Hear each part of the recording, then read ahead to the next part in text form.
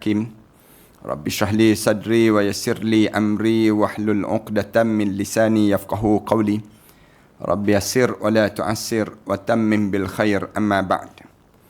Para penonton dan sahabat-sahabat yang dikasihi sekalian, pertamanya marilah sama-sama kita mengaturkan rasa syukur yang tak terhingga kita kepada Allah, kerana masih lagi Allah kurniakan peluang dalam hidup kita untuk kita membetulkan jalan hidup kita ini, supaya suatu ketika nanti kalau mana kita dipanggil untuk menghadap di hadapan Allah, kita di husnul khatimah di sisi Allah Subhanahu wa taala.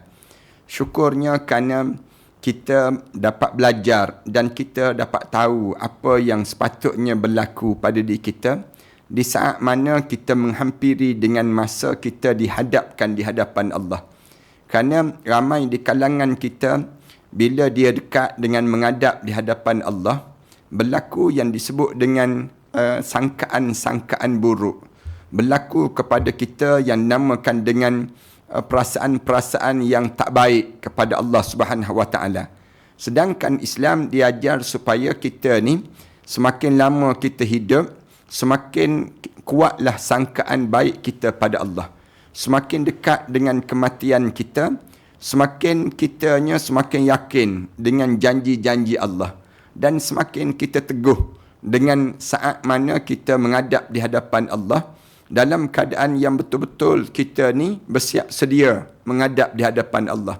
Ya, mungkin saja di saat itu kita melalui berbagai-bagai keadaan, ujian-ujian yang dahsyat, dengan sakitnya, dengan tekanannya, dengan kekecohannya, dengan masing-masing kelam kabut dipanggil. Masa yang kelam kabut dalam hidup kita ni, salah satunya masa saat mana kita dekat nak mati. Kelam kabutnya kita ni, Rasulullah kata, bagaikan kelam kabutnya orang yang dicampak dalam laut, yang di saat itu dia kelemasan. Dia tak tahu nak buat macam mana. Capai kanan, rasa dalam keadaan yang cair. Capai sebelah kiri cair, depan cair, belakang cair. Maknanya, macam mana perasaan orang yang lemas dekat-dekat dengan saat mana kematian dia. Demikianlah saat mana berada di lautan. Demikianlah juga dengan orang yang dekat nak mati. Bila seseorang tersebut hampir-hampir dengan kematian, dia akan berlaku yang disebut dengan kelam kabut. Perasaan kita tak menentu dan jiwa kita jadi kacau dan bilau pada saat yang demikian. Yang ni akan terjadi pada setiap di kalangan kita. Lalu dalam keadaan sebegini, apa yang perlu kita jaga sangat? Jagalah hati kita. Jagalah perasaan kita. Jangan sampai kita berburuk sangka dengan Allah. Kerana waktu mana sampai di saat mana hampir dengan kematian, buruk sangka ni datang. Hati kita ni berbolak-balik. Yang ni bahaya sangat di kalangan kita yang perlu kita faham. Hari ini kita nak berbicara tajuk inilah. Berprasangka baiklah dan kita takwalah kepada Allah di saat mana kita dekat dengan kematian. Ini kena ada pada kita demikian.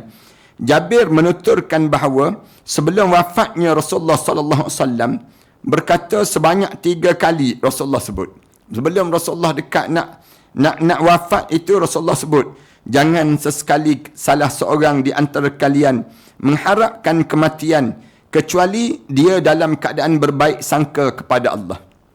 Rasulullah pernah sebut, janganlah kalian bila dekat nak meninggal dunia, tiba-tiba kalian jadi perasaan kita ni dalam keadaan yang kita nak mati. Tetapi kecuali kita ni di saat tersebut, kitanya betul-betul berbaik-baik sangka dengan Allah. Rasulullah pesan demikian pada kita. Maknanya, jangan biarkan diri kita, perasaan kita ni dirosakkan oleh syaitan. Bila dekat nak mati je, syaitan datang. Syaitan mulalah usik perasaan kita. Syaitan akan mula tunjuk barang-barang keagungan kita. Kita rasa hebat dengan suatu benda ini. Tapi akhirnya, waktu mana kita nak mati tersebut, kita jadi buruk sangka dengan Allah. Jangan. Rasulullah sallallahu alaihi wasallam pesan 3 kali, janganlah kalian mati kecuali di saat mana kalian mati itu kalian husnuzan billah, berbaik sangka dengan Allah Subhanahu wa taala. Dalam pembahasan mengenai husnuzan, baik sangka Ibnu Abi Ad-Dunya menambah riwayat di atas dengan kalimah. Disebut apa dia? Sesungguhnya ada satu kaum yang telah dicampak ke dalam su'uzzan, berburuk sangka, prasangka buruk kepada Allah. Lalu Allah Ta'ala berfirman pada mereka. Allah sebut, وَذَلِكُمْ ظَنُّكُمُ الَّذِي ظَنَنْتُمْ بِرَبِّكُمْ أَرْدَاكُمْ فَأَصْبَحْتُمْ مِنَ الْخَاسِرِينَ. Allah Subhanahu wa Ta'ala sebut, وَذَلِكُمْ ظَنُّكُمُ الَّذِي ظَنَنْتُمْ بِرَبِّكُمْ.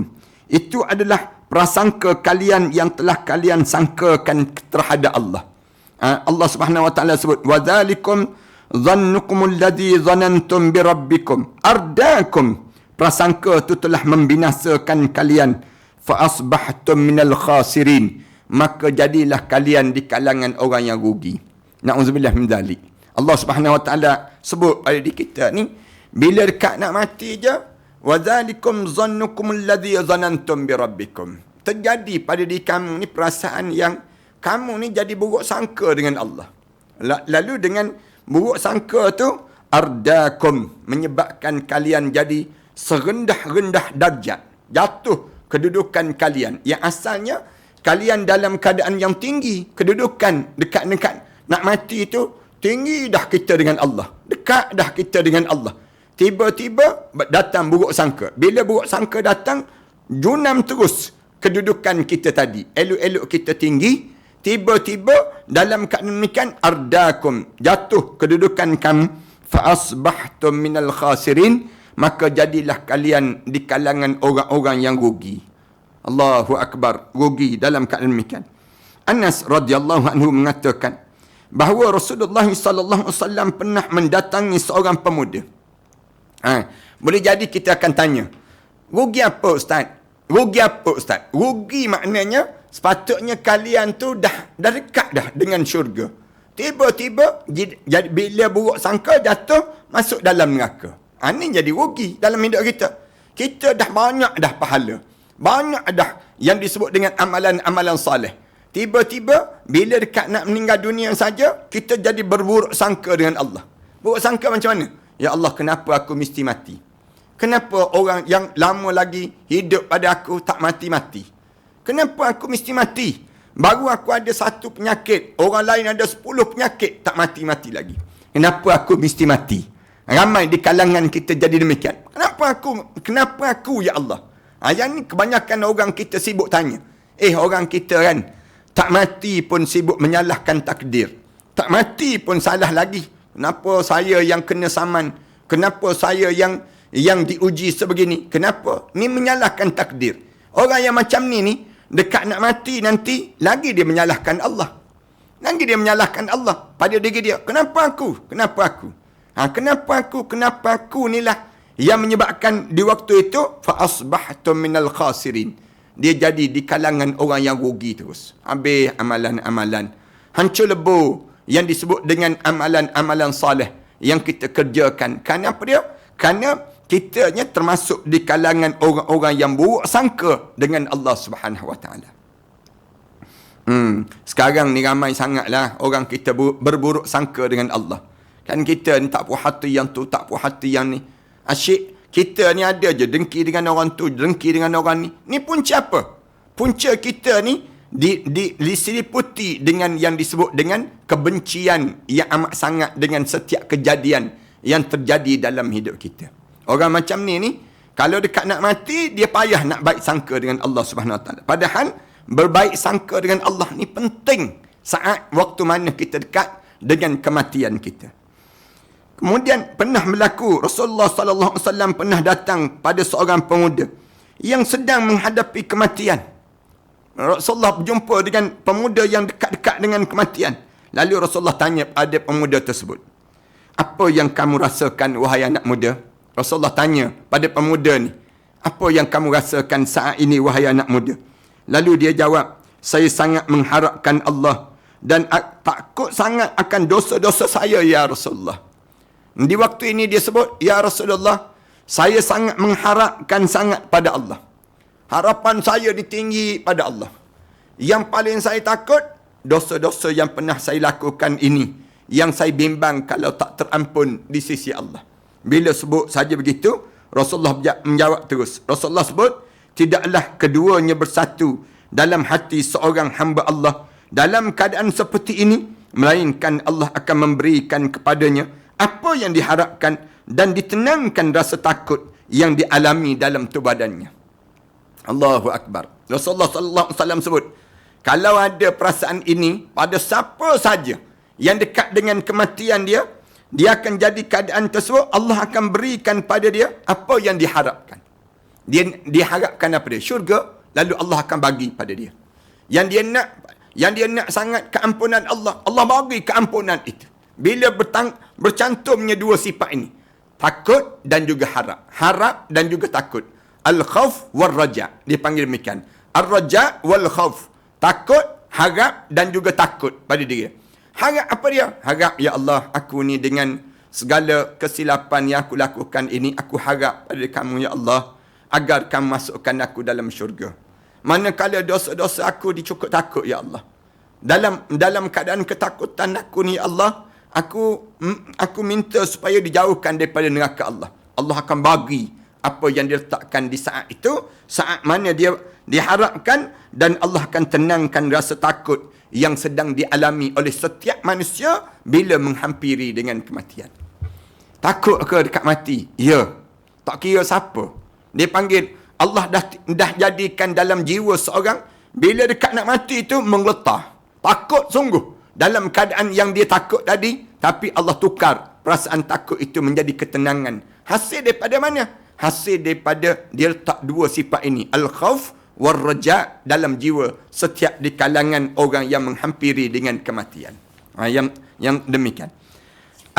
Al-Hasan menuturkan bahawa Rasulullah sallallahu alaihi wasallam telah bersabda, Tuhan kalian pernah berfirman, aku tidak akan menyatukan dalam diri seorang hamba-Ku dua rasa takut.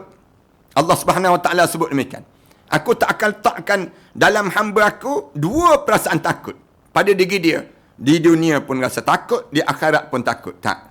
Siapa dalam jiwa dia tidak ada yang menyatukan dalam dirinya dua rasa tenang.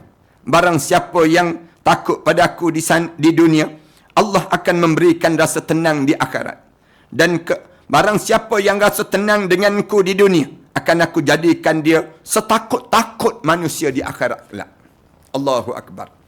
Allah tak jadikan pada manusia ni dua-dua perasaan tu dia dapat. Di dunia pun dapat, di akhirat pun dapat. Siapa yang dia rasa tak takut dia pada Allah di dunia, di akhirat nanti dia tak akan rasa takut langsung. Nak mati tu pun dia rasa gembira dah. Waktu mana dia masuk dalam kubur tu pun dia rasa seronok dah. Siapa yang hidup atas dunia tak takut langsung. Tak takut dia buat dosa dalam hidup dia. Tak takut dia membuka aurat. Tak takut dia meninggalkan solat. Tak takut dalam dia mengumpat. Tak takut dalam dia melakukan maksiat. Orang ni, bila dekat nak mati, dia menjadi setakut-takut manusia. Dekat dalam kubur nanti, takut dia, ia amat sangat dalam hidup dia. Jangan buat dosa, tuan-tuan. Jangan berani buat dosa.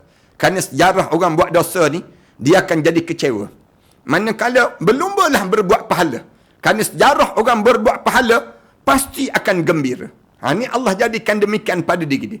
Ni cara dalam hidup kita. Tapi jangan kita rasa bangga.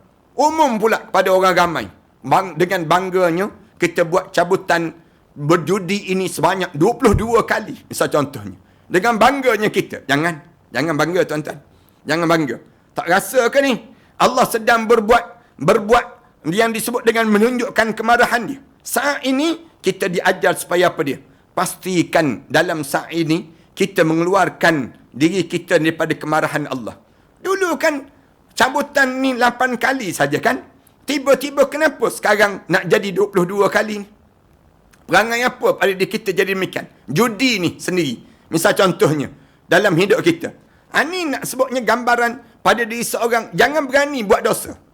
Siapa yang buat dosa, dia berani buat dosa sekarang, dia jadi setakut-takut dekat nak mati nanti. Jangan cuba. Di kalangan kita, saya nak pesan ni. Saya yakin yang saya sebut ni, ramai yang dengar. Dan tak kena gaya orang yang melulus tu pun dengar juga. Saya nak sebut pada mereka ni, tolong ingat, kalian berani sekarang langgar perintah Allah, waktu mana kalian dalam kubur nanti, kalian akan menjadi setakut-takut manusia. Masuk di dunia pun Kalian nak mati ni pun setakut-takut. Dalam kubur lagi takut. Bangun di padang mahsyar takut. Sehingga dihumban ke dalam neraka Allah. Ketakutan itu tak akan hilang dalam hidup kalian. Tapi jadilah orang yang hidup meletakkan rasa harap kepada Allah. Jangan takut kita dengan manusia. Wala yakhafuna laumata laim. Jangan takut dengan celaan manusia yang mencela. Ada orang tanya, orang sebut, kenapa judi juga? Saya takut kalau saya tak judi, saya jadi miskin. Dia sebut demikian. Asyaitanu ya'idukumul faqr wa ya'murukum bil fahsya. Ini cara Allah Subhanahu Wa Taala cerita. Syaitan yang menjanjikan kamu rasa takut. Yang menjanjikan pada kamu rasa miskin dalam hidup kamu. Kemudian, wallahu ya'idukum maghfiratan. Dan Allah pula dengan kamu sentiasa menjanjikan kepada keampunan yang Allah Subhanahu Wa Taala sediakan dalam hidup kamu ini. Ini ingat betul-betul di kalangan kita. Tolong sampaikan pada mereka yang berbuat maksiat ini. Kalian berbuat maksiat di dunia ni, kalian tak rasa takut kan? Tunggu kalian, kejap je lagi. Bila kalian masuk saja dalam kubur, start daripada nak mati tu, kalian akan jadi sengsara. Sengsara yang amat sangat. Masuk saja dalam kubur, kesengsaraan yang amat sangat.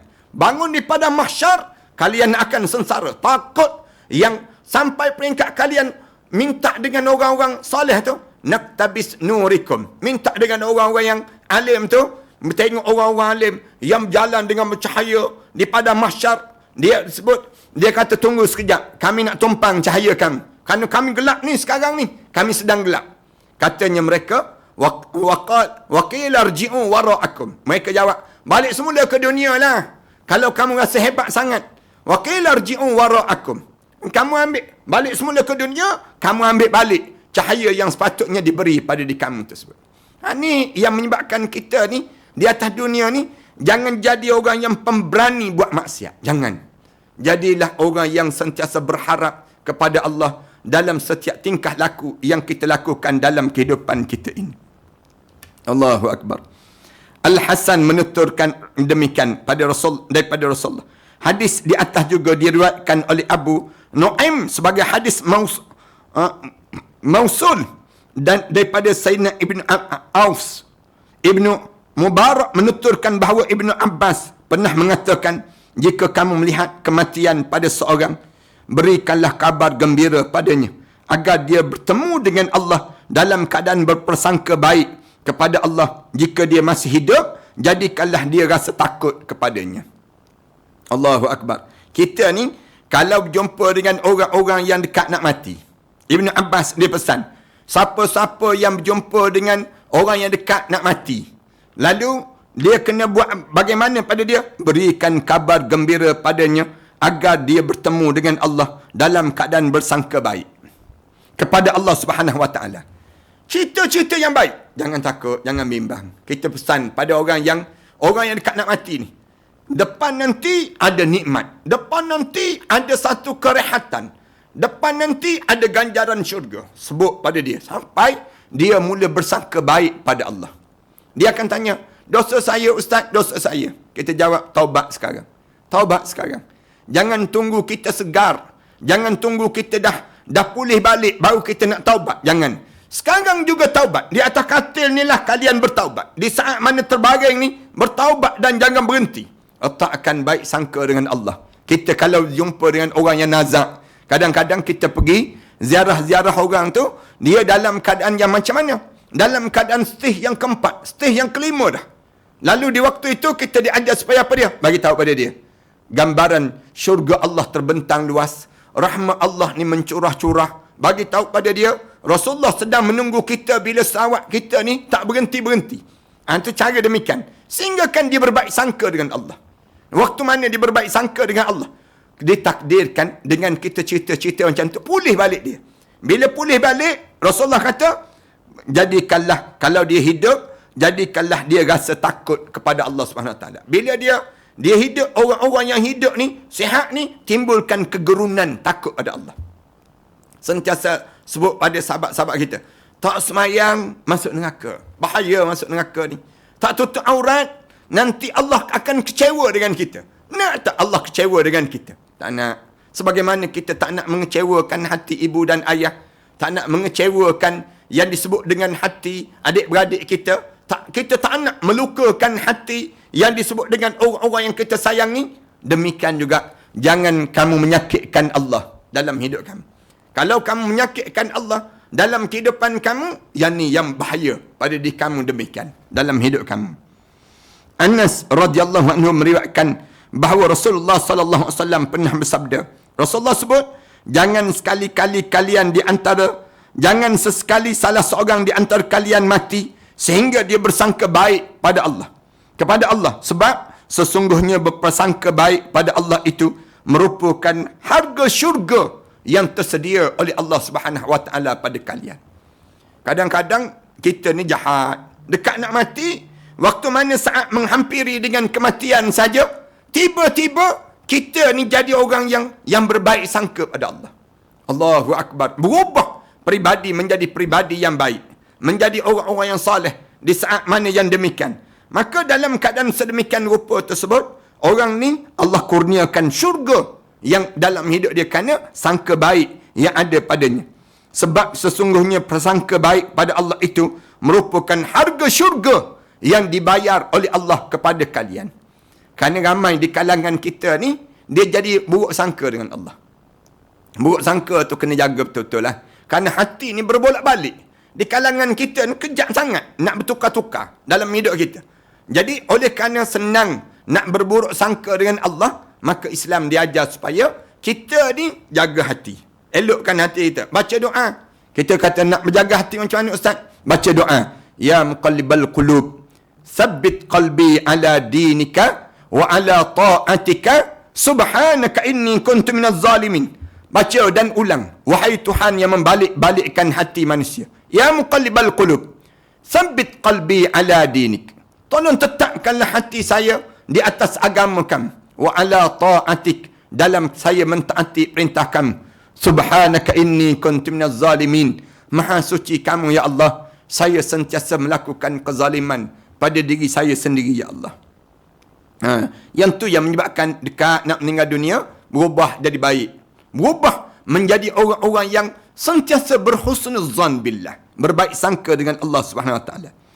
Ibnu Abi Ad-Dunya mengatakan bahawa Ibrahim An-Nakhai berkata, mereka suka mengajar seorang hamba menyebut kebaikan amalan-amalannya ketika mana menghadapi kematian, sehingga dia benar-benar bersangka baik kepada Allah Subhanahu wa taala.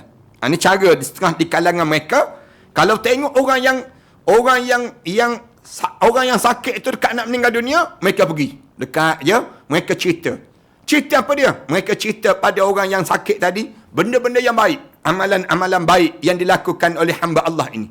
Sehingga kan bila dia cerita benda yang baik pada orang yang sakit ini, di saat tersebut tiba-tiba Allah jadikan pada dia kebaikan dia tadi berprasangka yang baik dalam hidup orang yang dekat dengan kematian tadi. Kita pun cara kita sama juga. Selain daripada ajar baca doa, selain daripada itu, mula kita cerita benda yang baik. Dan kita nampak benda-benda yang baik yang kita buat. Kita pernah derma dalam akaun sekolah-sekolah tertentu. Kita pernah buat masjid. Kita pernah membina itu, membina ini. Kita nampak benda-benda yang baik yang kita buat. Lalu bila kita buat benda yang demikian, menandakan di waktu itu, kita mula letak harapan. Ya Allah, aku harap yang aku buat itu, kamu terima. Aku pernah pergi buat umrah. Aku pernah hantar orang buat umrah. Aku pernah hantar orang buat haji. Aku pernah buat begini. Aku pernah buat begini. Nampak yang baik-baik. Yang menyebabkan sangkaan baik pada Allah itu semakin bertambah. Dan semakin bertambah di kalangan kita. Ini amalan-amalan lah di kalangan kita ni. Supaya kita ni jangan tertinggal daripada bercerita amalan-amalan yang baik. Ini di antara benda-benda yang menyebabkan kita ni menambahkan lagi amalan kesangkaan yang baik itu berlaku dalam kehidupan seorang. Dalam Al-Musannif, Ibnu Syaibah meriwayatkan bahawa Ibnu Mas'ud pernah mengatakan, demi Allah yang tiada Tuhan selain daripada dia tidaklah seorang yang berprasangka baik kepada Allah, melainkan dia akan memberi sesuai dengan prasangkanya itu. Siapa-siapa yang semakin tinggi sangkaan baik dia pada Allah, semakin tinggilah kedudukan dia di sisi Allah. Ini cara pada diri kita demikian. Dan Allah akan balas berdasar pada sangka kamu. Sangkaan yang kamu ni, kamu letak pada Allah tu, tinggi tak tinggi? Kalau kamu letak tinggi di sisi Allah, semakin dekatlah kamu dengan Allah. Tapi kalau kamu buruk sangka dengan Allah, semakin jauhlah kalian dengan Allah. Dan Allah akan balas berdasar pada sangkaan-sangkaan di kalangan kita. Ahmad ibn Wathilah menuturkan bahawa dirinya pernah mendengar Rasulullah sallallahu alaihi wasallam bersabda, Allah Ta'ala berfirman, aku adalah sebagaimana prasangka hamba-hambaku terhadap diri aku. Allah sebut, ana indaz zanni abdi, aku berdasar pada sangkaan-sangkaan hamba-aku terhadap aku. Bukan sekadar yang luaran kamu, tapi dalaman kamu tu. Kamu bersangka macam mana dengan Allah. Nak tahu orang tu baik sangka dengan Allah, kita boleh tengok peribadi dia. Peribadi dia kita boleh tahu. Tutup aurat, jaga bicara, ni sangkaan baik dengan Allah. Orang yang bersangka baik dengan Allah ni, dia jaga perkara demikian dalam hidup dia. Sangkaan dengan Allah. Oleh kerana itu, hendaklah dia berprasangka terhadapku sekehendak hatinya. Ikut dia lah, katanya Allah. Bagaimana dia bersangka dengan aku, begitulah aku akan balas untuk mereka tersebut. Abu Hurairah radhiyallahu anhu berkata bahawa Rasulullah sallallahu alaihi wasallam pernah bersabda, sesungguhnya Allah Ta'ala pernah berfirman, Allah berfirman, aku adalah sebagaimana prasangka hamba-Ku terhadap diriku. Kemudian oleh kerana itu, hendaklah kalian berprasangka terhadap aku sekehendak hatinya. Jika dia berprasangka baik, yang demikian itu adalah untuknya sendiri. Dan jika dia bersangka buruk, yang demikian itu ditimpakan ke atas dirinya sendiri. Balik semula pada diri dia. Itu berdasar pada yang kita letak dengan Allah. Hubungan kita dengan Allah. Setakat ni kita dengan Allah macam mana? Sangkaan kita dengan Allah ni macam mana? Jaga sangkaan-sangkaan yang demikian sehingga kan kita dipanggil untuk menghadap di hadapan Allah. Muaz ibn Jabal menuturkan bahawa Rasulullah sallallahu alaihi wasallam pernah bersabda, jika kalian sudi mendengar, aku akan beritahu kalian yang pertama kali diucap Allah kepada orang mukmin pada hari kiamat kelak dan yang dikatakan pada mereka kepadanya. Rasulullah sallallahu alaihi wasallam tanya sahabat, kamu nak dengar tak kalimah apa yang Allah akan sebut bila kamu orang mukmin sampai di akhirat nanti, dan apa yang dikatakan kepada orang mukmin akan sebut apa dia kepada Allah Subhanahu wa taala. Lalu sahabat-sahabat jawab, tentulah ya Rasulullah, kami nak dengar. Allah nak sebut apa pada kami semua? Lalu lanjut Rasulullah menuturkan, sesungguhnya Allah akan berkata pada orang mukmin, apakah kalian ingin bertemu denganku? Mereka pun menjawab, ya.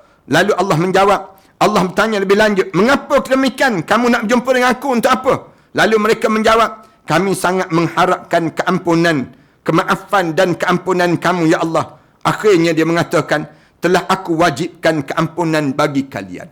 Allahu Akbar. Lalu Allah tanya, kamu nak jumpa dengan aku untuk apa? Allah tanya, kamu nak jumpa tak dengan aku? Ya, nak. Lalu ditanya, kamu nak jumpa dengan aku untuk apa? Lalu mereka orang mukmin jawab, untuk keampunan dan kemaafan daripada kamu ya Allah. Lalu Allah jawab, aku ampunkan segala dosa-dosa kamu. Allahu Akbar. Allah jadikan demikian. Ibnu Al-Mubarak mengatakan bahawa Uqbah Ibnu Muslim pernah berkata, tidak ada sifat dalam diri seorang hamba yang lebih dicintai Allah daripada kerinduannya bertemu dengannya. Di antara sifat yang paling indah dalam jiwa orang mukmin ni apa dia? Kerinduan untuk bertemu dengan Allah Subhanahu wa taala. Itu sifat yang dicintai di sisi Allah Subhanahu wa taala dalam jiwa orang mukmin. Kita ni tak nak mati. Kita ni, kita kata, saya tak nak Ustaz. Kenapa? Saya nak duduk dengan isteri saya lagi. Saya nak duduk dengan anak-anak saya lagi. Saya terlampau sonok dengan mereka Ustaz. Saya tak nak mati. Dia sebut demikian.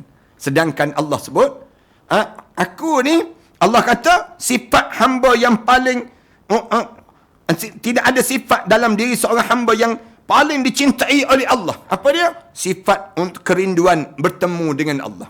Bila kamu ada kerinduan dalam jiwa kamu tu untuk berjumpa dengan Allah, tanda kamu husnuzan billah. Kamu berbaik sangka dengan Allah Subhanahu wa taala. Ibnu Abi Ad-Dunya Al-Baihaqi dalam dalam Syu'bul Iman dan Ibnu Asakir menuturkan bahawa Abu Ghalib, seorang sahabat Abu Umamah, pernah mengisahkan, aku pernah datang ke Syam, lalu singgah di rumah salah seorang daripada suku Qais. Dia adalah salah seorang tokoh terkemuka. Dia mempunyai anak saudara yang selalu menentangnya. Dia sering memerintah dan melarangnya, ataupun bahkan memukul anak saudaranya itu, hingga pemuda itu sakit. Tetapi anak saudaranya itu tetap tidak mahu memarahinya. Anak saudara dia tak marah pada dia. Lalu dia disuruh menemukan pakciknya, tetapi dia menolak untuk mendatangi pak saudara yang sering memukul dia. Aku lantas membawanya datang menemui pakciknya itu. Sampai aku memaksanya masuk ke rumah dan menemuinya. Aku paksa anak saudara ni masuk jumpa dengan pakcik dia. Setelah itu pakciknya menemuinya, lalu mencelanya seraya berkata, wahai musuh Allah, mengapa tidak mahu melakukan semua itu? Pemuda itu menjawab, pakcik, seandainya Allah menyerahkan aku pada orang tuaku, lalu apa yang akan terjadi pada diri aku? Lalu pakcik itu berkata, demi Allah, dia akan masukkan kamu ke syurga. Lebih lanjut, pemuda itu berkata, demi Allah, Allah lebih menyayangiku daripada ibuku. Setelah itu, pemuda itu menemui ajal dan dikebumikan oleh pakciknya. Allahu Akbar. Sayang dia pada Allah. Cinta dia pada Allah. Baik sangka dia dengan setiap keadaan yang berlaku dalam diri dia. Walaupun pakcik dia memukul dia, walaupun dia ni dalam keadaan sebegitu, nak sebutnya baik sangka dengan Allah. Apa? Ada hikmah yang Allah nak buat pada aku, sehinggalah dia menemui kematian. Kemudian dikebumikan oleh pakciknya. Ketika mana pakciknya meletakkan batu bata, tiba-tiba meloncat ke belakang. Pakcik dia tersebut ke belakang. Kemudian aku bertanya, apa yang terjadi pada diri kamu, wahai pakcik? Dia menjawab, kuburnya dipenuhi oleh cahaya dan diluaskan dalam pandangan mata. Allahu Akbar. Tengok cahaya tu berkilauan. Orang ni, hamba Allah ni, dia nampak berkilauan tersebut. Kemudian dalam masa yang sama, dia nampak diluaskan kubur ni seluas-luas dan selapang-lapangnya. Ibnu Abi Ad-Dunya dan Al-Baihaqi dalam Syu'bul Iman juga menceritakan bahawa Hamid pernah berkata, aku mempunyai anak saudara yang baru menginjak usia balik. Suatu ketika dia sakit, ibunya lantas mengutuskan seorang kepadaku. Aku segera mendatanginya. Sesampai di sana, aku melihat ibunya menangis di atas kepala anaknya itu. Kemudian anak saudaranya itu bertanya, pakcik, apa yang membuatkan kamu menangis? Aku menjawab, dia menangis kerana apa yang kamu alami. Lebih lanjut, dia mengatakan, bukankah dia menyayangiku? Aku menjawab, ya. Dia segera memberi komen, sesungguhnya Allah lebih menyayangiku daripada ibuku. Ketika meninggal, aku menguburkan bersama orang lain. Lalu meratakan tanah kuburnya. Kemudian aku kemudian melihat ke arah lubang kuburnya yang ternyata membuat mataku terbeliak. Selanjutnya aku berkata kepada sahabatku, apakah kamu melihat yang aku lihat?